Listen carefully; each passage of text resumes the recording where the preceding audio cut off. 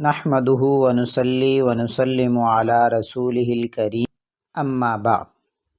عزیز دوستو، الحمدللہ شعبان المعظم کا بابرکت مہینہ شروع ہو چکا ہے۔ سب سے پہلے تو ہم یہ سمجھ لیتے ہیں کہ اس مہینے کا نام شعبان کیوں رکھا گیا۔ شعبان عربی زبان کے لفظ شعبن شین عین با شعبن سے بنا ہے، جس کے معنی پھیلنے کے آتے ہیں، اور چونکہ اس مہینے میں رمضان المبارک کے لیے خوب بھلائی پھیلائی جاتی ہے، تو اسی وجہ سے اس مہینے کا نام شعبان رکھا گیا ہے۔ اس مہینے کے بابرکت ہونے کی وجہ سے نبی کریم صلی اللہ علیہ وسلم اس مہینے کے اکثر حصے میں روزے رکھا کرتے تھے۔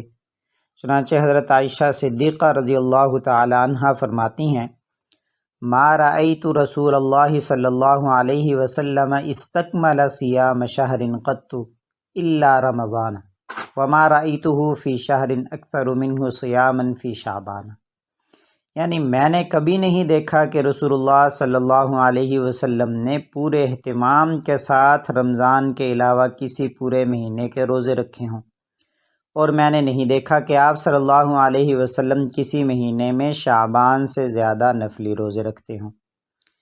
ایک اور حدیث میں حضرت عائشہ رضی اللہ تعالی عنہا فرماتی ہیں، کان احب الشہور الی رسول اللہ صلی اللہ علیہ وسلم ان یصومہ شعبان ثم یصلہ برمضان۔ یعنی رسول اللہ صلی اللہ علیہ وسلم کو تمام مہینوں سے زیادہ یہ بات پسند تھی کہ شعبان کے روزے رکھتے رکھتے اس کو رمضان سے ملا دیں۔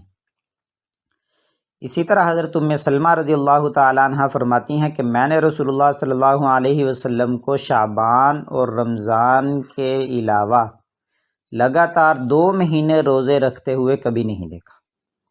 یعنی نبی کریم صلی اللہ علیہ وسلم رمضان کے پورے مہینے کے ساتھ ساتھ شعبان کے بھی تقریباً پورے مہینے کے روزے رکھتے تھے، اور بہت کم دن ناغہ فرمایا کرتے تھے۔ سامعین، یہ بات تو آپ نے سمجھ لی کہ شعبان کو شعبان کیوں کہا جاتا ہے۔ نبی کریم صلی اللہ علیہ وسلم اس مہینے میں کثرت سے روزے رکھتے تھے۔ اب ہم اس بات پر گفتگو کریں گے کہ نبی کریم صلی اللہ علیہ وسلم شعبان کے مہینے میں روزے کیوں رکھا کرتے تھے زیادہ، اس کی حکمتیں کیا ہیں۔ ماہ شعبان میں رسول اللہ صلی اللہ علیہ وسلم کے زیادہ نفلی روزے رکھنے کے کئی اسباب اور اس کی کئی حکمتیں بیان کی گئی ہیں۔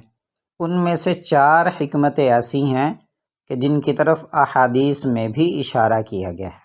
ان میں سے پہلی حکمت ہے رمضان کی عظمت اور رمضان کے حوالے سے روحانی تیاری۔ چنانچہ حضرت انس رضی اللہ تعالیٰ عنہ سے روایت ہے کہ رسول اللہ صلی اللہ علیہ وسلم سے سوال کیا گیا، ای الصوم افضل بعد رمضان؟ قال شعبان لتعظیم رمضان۔ اس کا ترجمہ یہ ہے کہ رمضان المبارک کے بعد افضل روزہ کون سا ہے؟ تو ارشاد فرمائے کہ رمضان کی تعظیم کے لیے شعبان کا روزہ، یعنی رمضان المبارک کی عظمت، اس کی روحانی تیاری، اس کا قرب اور اس کے خاص انوار و برکات کے حصول اور ان سے مزید مناسبت پیدا کرنے کا شوق ماہ شعبان میں کثرت کے ساتھ نفلی روزے رکھنے کا سبب بنتا تھا۔ اور شعبان کے ان روزوں کو رمضان کے روزوں سے وہی نسبت ہے جو فرض نمازوں سے پہلے پڑھے جانے والے نوافل کو فرضوں سے ہوتی ہے۔ یہ پہلی حکمت تھی، یعنی رمضان کی عظمت اور رمضان کے لیے روحانی تیاری۔ دوسری حکمت یہ بیان کی گئی ہے کہ اللہ تعالیٰ کی طرف اعمال کا اٹھایا جانا، کہ چونکہ اس مہینے میں اللہ تعالیٰ کی طرف اعمال اٹھائے جاتے ہیں۔ چنانچہ حضرت اسامہ بن زید رضی اللہ عنہ سے مروی ہے کہ رسول اللہ صلی اللہ علیہ وسلم نے ارشاد فرمایا، شعبان کا مہینہ رجب اور رمضان کے درمیان کا مہینہ ہے، لوگ اس کی فضیلت سے غافل ہیں۔ حالانکہ اس مہینے میں بندوں کے اعمال اللہ تعالیٰ کی طرف اٹھائے جاتے ہیں، لہٰذا میں اس بات کو پسند کرتا ہوں کہ میرا عمل اللہ تعالیٰ کی بارگاہ میں اس حال میں پیش ہو کہ میں روزہ دار ہوں۔ تو دوسری حکمت ہمیں یہاں سے معلوم ہوئی اس حدیث سے کہ اس مہینے میں چونکہ اللہ تعالیٰ کی طرف اعمال اٹھائے جاتے ہیں، تو نبی کریم صلی اللہ علیہ وسلم اس وجہ سے کثرت سے روزے رکھتے تھے کہ روزے کی حالت میں اعمال اللہ تعالیٰ کے سامنے پیش ہوں۔ تیسری حکمت، مرنے والوں کی فہرست کا ملک الموت کے حوالے ہونا۔ اس حوالے سے حضرت عائشہ رضی اللہ تعالی عنہا کی روایت ہے، وہ فرماتی ہیں کہ میں نے رسول اللہ صلی اللہ علیہ وسلم سے دریافت کیا کہ اے اللہ کے رسول، آپ شعبان کے مہینے میں اس کثرت سے روزے کیوں رکھتے ہیں؟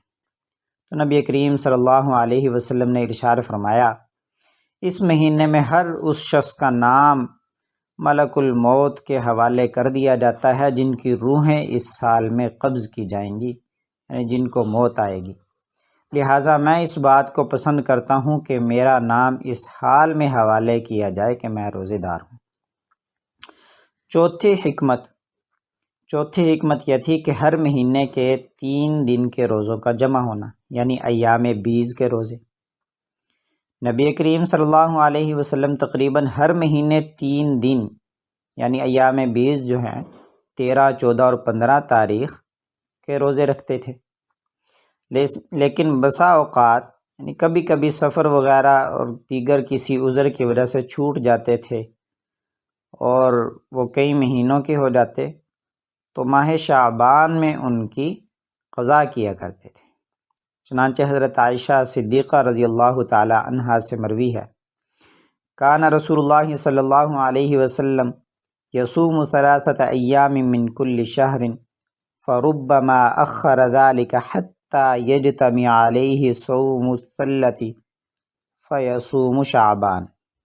ان احادیث سے معلوم ہوا کہ نبی کریم صلی اللہ علیہ وسلم کئی حکمتوں کی وجہ سے شعبان میں کثرت کے ساتھ روزے رکھا کرتے تھے۔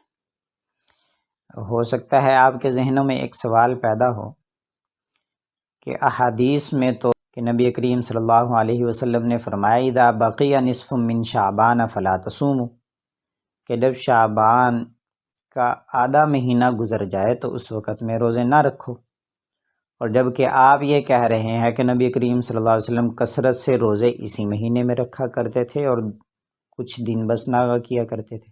علماء نے اس حدیث کا یہ مطلب بیان کیا ہے کہ اس حدیث میں منع ان لوگوں کے لیے کیا گیا ہے کہ جن کو روزہ کمزور کر دیتا ہے، ان کا جسم کمزور ہو جاتا ہے اور وہ مزید روزے کی مشقت برداشت نہیں کر سکتے، یا بہت زیادہ ان کو پریشانی لاحق نہ ہو جائے کہیں، تو ایسے لوگوں کو اس حدیث میں یہ حکم دیا گیا کہ جب شعبان کا آدھا مہینہ گزر جائے تو اس کے بعد روزے مت رکھو، بلکہ کھاؤ پیو تاکہ جسم میں طاقت رہے، اور رمضان کے مہینے میں خوب اچھی طرح سے روزے رکھے جا سکیں اور اس کی اندر عبادات کی جا سکیں۔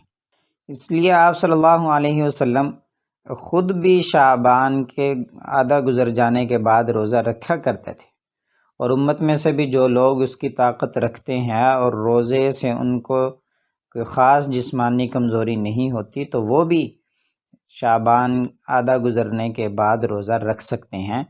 یہ منع صرف ان لوگوں کے لیے ہے جن کو جسمانی طور پر زیادہ کمزوری لاحق ہو جاتی ہے۔